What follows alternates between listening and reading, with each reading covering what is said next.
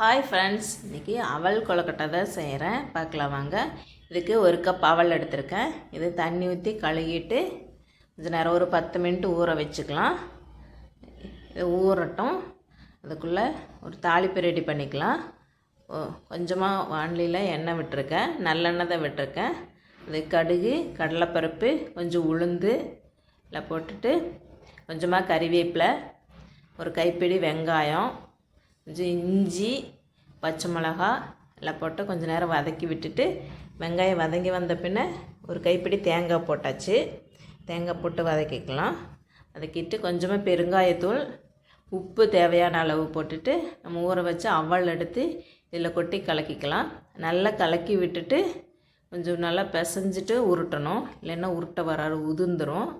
அதனால் கலக்கிட்டு கொஞ்சம் பிசைஞ்சிட்டு உருட்டிக்கலாம். சின்ன சின்ன உருண்டை உருட்டி வச்சு வேக வச்சு எடுத்துக்கலாம். நான் இது மாதிரி தான் நல்லா உருட்டணும். உருட்டிட்டேன். இட்லி பாத்திரத்தில் தான் நான் வச்சு வேக வைக்கிறேன். உருட்டி எடுத்துகிட்டு இட்லி பாத்திரத்தில் வச்சுட்டு வேக வச்சுக்கலாம்.